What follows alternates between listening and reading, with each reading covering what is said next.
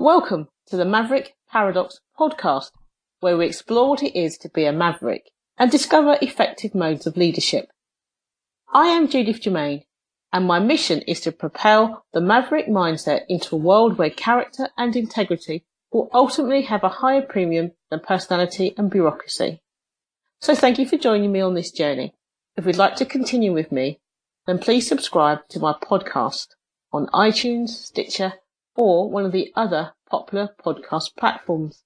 But today, our guest is Alan Rae. Hi, Alan. Hello, how are you doing? I'm doing really well, thank you. So, Alan, tell us a little bit about yourself. Okay, I've been running businesses since, I suppose, about 1981. We're currently on the fourth one, which we set up about 14 years ago, and the business sells plants as gifts online, as plants for presents. I don't work very much in that business now, except doing a bit of maintenance on the glass houses of the plant nursery here that we bought a couple of years in. I spend most of my time actually advising other small businesses, or for the last 4 or 5 years, I've been doing a lot of teaching at business schools in Southampton, Toulouse and Exeter. Cool. I remember a few years ago, you really surprised me when you said that marketing and leadership is the same thing, just two sides of the coin. What do you mean by that? Well, I think that's an interesting question. I mean, basically, it's about motivation, isn't it? And the way that you motivate people is to engage them in your view of the world, your vision, if you will. Mm-hmm. So, business is either about, you have to motivate 2 or 3 categories of people, actually. Obviously, you have to motivate people to invest in you, but in the general day-to-day sense of running a business, you have to motivate people to buy from you, and that's called selling. And you have to motivate people who work for you to deliver what you're trying to sell to the people that you're trying to sell to, and that's called leadership.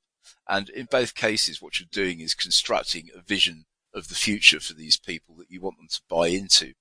So effectively, in a business of any integrity, and for most small businesses, that kind of happens by default, it's the same story. So that's why I said it's 2 sides of the same coin. Traditionally, if you tell the story inside the business, it's called leadership. And if you tell the story outside the business, we call it marketing. You know what? That is really fantastic. And it's quite a maverick view. Would you call yourself a maverick? I suppose guilty as charged, my lad. I can remember, but being so horrifically old, in the days when I went to school, they sent sort of children who were 8 years old to go off 4 or 5 miles on the train on their own, and nobody thought anything about it. So I probably went to school on the train till I was about 12, and I can remember quite clearly standing on the platform at Berryland Station one morning. I must have been no more than 12 because I started cycling to school after that. And I looked at all these people with grey faces going up to catch the train to go up to work in London. And I thought, you know what, they don't look like they're having much fun. So the rest of my life could be described as a successful attempt to avoid catching the 8:15. So yeah, I guess I'm a maverick. That's brilliant, that is. That is brilliant, that is. So how do you think being a maverick has affected how you do marketing? Because I know that you do a lot of entrepreneurial marketing now. So what does that mean? Well, that's an interesting question. The difference between entrepreneurial marketing and what gets taught conventionally in a lot of marketing is the difference between planning and what the academics call effectuation. Now, probably your listeners would like to know what effectuation is in English, so I'll translate it for you. Basically, it means making it up as you go along with enough structure to hold it all together. That sounds very mavericky. Yeah. Well, the thing is, if you think about it, what gets taught in marketing officially is what large, fast-moving consumer goods companies do. And they have the resources. They basically identify a set of victims, supposing you were Colgate-Palmolive or somebody who made toothpaste. singling them out Mm-hmm. particularly. You basically say, right, there's this bunch of people here who we reckon we can sell enough toothpaste to of a particular kind to make our numbers. And then you work backwards from the end goal and plan it out. You have the resources to do it. And hopefully if you do your research right and the dogs like the dog food, then it all works. In the small business world, you can't do that because you haven't got the resources.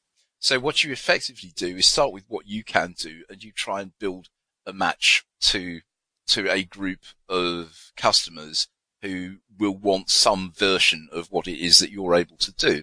And in effect, you're co-creating the product. Now, that's not as bizarre as it sounds, because actually most businesses operate like that in an effectuation mode rather than the sort of the fast-moving consumer goods model, because actually service industries have to co-create what they offer to the customers. A lot of manufacturing does. Let me ask you a question. How do you suppose you design a steelworks crane for market? This comes from the first company I worked for. I was the marketing manager for a heavy engineering company. So how do you suppose you develop a new crane? I'll give you a hint. You don't hold a focus group. Well, no, I suppose you look to see what you've got and what the issues are, why it's not working. You see it in situ. You plan out, you have a hypothesis of what goes wrong. You speak to the client and maybe the people that work with it, and then together you come up with something that will work. Well, it's actually even more direct than that. The process is effectively something like this. The role of marketing in an organisation like that is to do what's called pre-qualification, which is basically to produce a body of evidence that shows the customer that you are capable and have a track record of dealing with this class of problem or this class of product. Once you've got that, you then get to the stage of how do you decide what they're going to have. Well, the process is you take our chief projects engineer and you take the customer's chief projects engineer, and you give them a couple of assistants each and an infinite supply of coffee. And whatever they come up with, that's the product. So this is a pure example of co-creation. I mean, and that's not in a small business situation, because this was a company that turned over 30 million, 1977 pounds, which is quite a big business, 1,200 people, four sites. And yet that model is exactly what I mean by effectuation. You effectively have a bag of tricks that you can do, and you basically find a set of customers who you can develop with. Now, it's important to get some good lead customers early on. In the second business that we ran, we ended up developing customizations for AutoCAD to basically produce bills of materials automatically from drawings which were created parametrically. That means that if you were designing a window, you just basically say it wants to be 1,200 millimeters wide and 900 millimeters high, and it had enough information built into it to draw to do the manufacturing drawing and produce the bills of materials. That's what we were doing, and effectively the process was the same. I would go as a salesperson to talk to the customer about what they wanted to do and show them things that we'd done in the past to illustrate that we were capable of doing the sort of thing that they wanted to do. And if they said, yes, okay, we want to go ahead, then we'd send the programmer in to actually design exactly what it was that they wanted in a co-creation model. And I would suggest that actually is the normal way in which business is done. And that actually is what entrepreneurial marketing is. It's about finding a set of customers and finding out what they want, basically making a match between what you can do and what they want and getting on with it. Yeah, I think that's quite apt. I was just thinking that I think perhaps Mavericks start off with, what do I want to do? And then let's see if there's any customers. And then they follow the rest of your process. Well, I think it's interesting. I sort of have done quite a lot of work advising, small businesses and startups actually. And my experience is the market never actually wants what it is that they want to offer. What the market wants is hopefully sort of about half of what they want to offer mixed up with some other stuff that they only discover by this process of interaction. So we are looking at a co-creation process.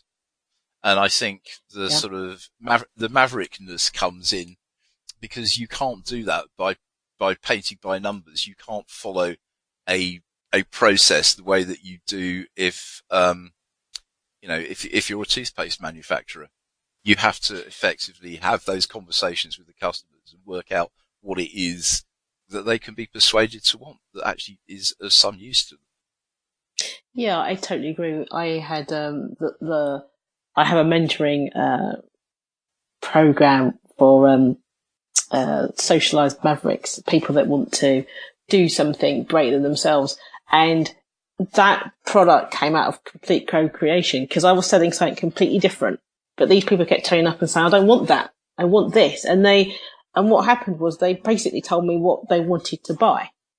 And I was just like, oh, okay, I'll go with this then. But it was interesting because it was not what I was wanting. Not like I didn't want it off. I hadn't conceived it in my mind that there was a product there until these people just kept turning up and saying, this is what I want to buy from you. Do you do this? And it was like, yeah, I can do that. I was going to say, yes, part of it is you have to, be able to sort of guided by the demand, and then when you've got something moving, then you follow the money. That's really that's what you need to do.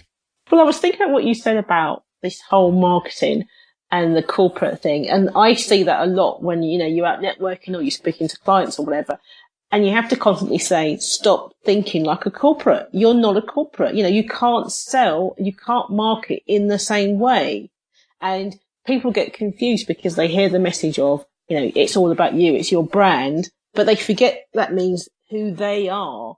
And they seem to want to incorporate, they want to be Coca-Cola. And no one's going to buy Coca-Cola from somebody called Alan Rae. Well, actually, they probably would for you. You've been such a great marketer, but you just know what I mean, though. They're trying to recreate what they left behind, and it's just not doable with one or two people. I suppose that's interesting. I mean, it's not really a sort of problem that I ever had because, I never really went down the corporate route. I mean, I worked for that crane company for about 4 years. That was all. And I went into it deliberately with the intention of getting some business experience. Cause I had always intended to set, to sort of work on, set up my own company. And, it was a great opportunity for me actually, because I learned a lot from doing that. And they gave me quite a lot of, responsibility. I was thinking that you, being the maverick that you are, you're quite different from an academic in the sense that you know how things work in the real world. When you have your students that come in, do they get that straight away? I think so, because the fact of the matter is I didn't actually become a sort of teaching academic until I was actually over the age of retirement. So. I see. So you had all that experience anyway. Yeah, so fundamentally, I get to the stage of, you have to sort of stick to the syllabus, and you can tell sometimes when you're kind of losing them. So I just say, all right, let's just park it here. I said, I'm going to tell you what actually happens. And I'll give them sort of 5 minutes of that. And I said, but we're in an academic environment. We have to cover the syllabus. So we better get back to work, but that's enough really. And they do. I mean, the entrepreneurial marketing course is basically a lot of the examples of things that we do here.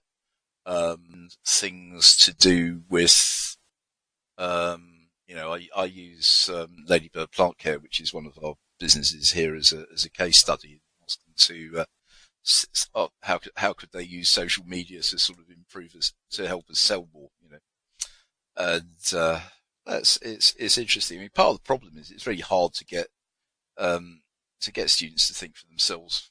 So they've not had to do it, because they've. But it's interesting. You just have to sort of give them as many war stories as you can, and stitch it into the into the framework that you need to teach them. I mean, there aren't that many core ideas of marketing anyway. I mean, I can get most of them onto sort of 2 PowerPoint slides. But it's the interplay though, isn't it? And I think that's where being a maverick, or at least a maverick behaviourist, using that sort of behaviour to emulate can make such a big difference, because being rigid isn't going to work. You're going to have to be able to be flexible. And I find that people, they are experts in what they do. They leave an organisation a large organisation, and then they just think that they themselves don't have to change, so they become very small. I mean, I think the hardest thing is the attitude. I mean, as you may remember, I sort of created a couple of things for businesses who were people who were leaving the mothership, as it were. But it's quite easy to put together a package of stuff of what you actually do. But it's getting the idea that actually you just have to put one foot in front of the other and learn how to walk on water, which and have the confidence to do that, and to believe that that's normal and that things will actually work out if you just systematically go. I mean, one of the things that effectuation is actually just making it up as you go along. It's more like playing jazz. You can do what you like, but it has to be within fairly strict rules.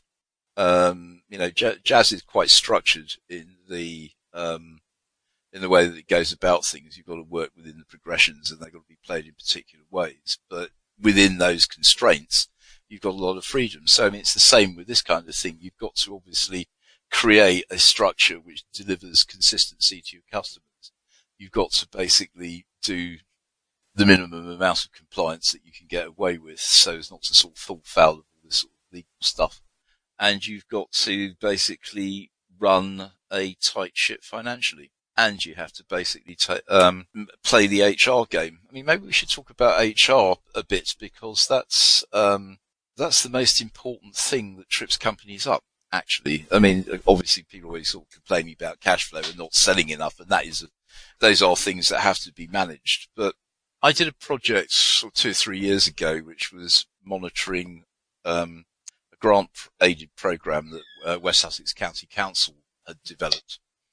And it effectively, there's a competitive bidding system, and companies could bid to get up to £30,000 grant, which they had to match fund themselves. So it's 50% from the company, 50% from the council. My job was basically to sort of get them to put their application forms in to tell their story as well as they could. I wasn't involved in scoring them. Because we had a sort of separation of powers, because the people who did the scoring didn't meet the companies at all. And then when the successful grant winners, we had a monitoring program I had to go and visit them all sort of 6 times over the course of a year, and the advice that I could in terms of how to manage things that weren't going so well. And at that stage, the economy was reasonably buoyant, and the tide was coming in, and all the ships were floating up, so there wasn't too much of a problem in those areas. But the issues were all in the people side, and that's mainly because they were taking overly task-orientated view of what they wanted, and they didn't sort of think in the greater context of how the people that they were recruiting would fit in, either with them or the other people that they were working with, or indeed with the customers. So you could get into situations where an organisation which was running a sort of prestige event location was leaving the cleanliness down to it was the responsibility of the engineer and the maintenance engineer. And a maintenance engineer simply can't see dirty thumbprints on a door. It's not what he's paid to do. It's not how his mind works. So it's issues like that which are actually the real Achilles heel actually of people quite often, is that they simply don't think about how to recruit the right people with the right attitudes and motivate them. I mean, that's why, that's kind of where we came in, of sort of leadership being the sort of, the other side of the coin from marketing. You've got to have a clear vision, and you've got to explain to people how they fit into it. Time spent in orientating people into your vision and values is never wasted. Yeah, I think that's totally true. And I think it's also the same thing for micropreneurs as well, and even very small businesses, because they need to think about how they're leading themselves and who they are and what their value sets are, because that's what the customers is buying, as well as the product they're buying into the individual. And I find a lot of people aren't prepared to change their corporate self enough to be attractive to a potential buyer. There's a great quote from Wally Olins about this, from Olins on Brand. He's sort of He says something along the, I don't know if this is quite verbatim, but this is pretty close. He said, if you're selling a product, you spend 90% of your time, energy and money telling the outside world that your product is the best. If you're selling a service, which is kind of playing into this co-creation space as we were discussing earlier. He said, if you're selling a service, then you spend 90% of your time, energy and money keeping your own people on side. And he goes on to say, the great thing about chocolate is it doesn't get tired and it doesn't answer back. Love it. I think that's a fantastic place to stop there. Alan, thank you for this. Would you come back and do another one another time? Yes, absolutely. Brilliant. Okay. Well, I'll speak to you soon. Thank you.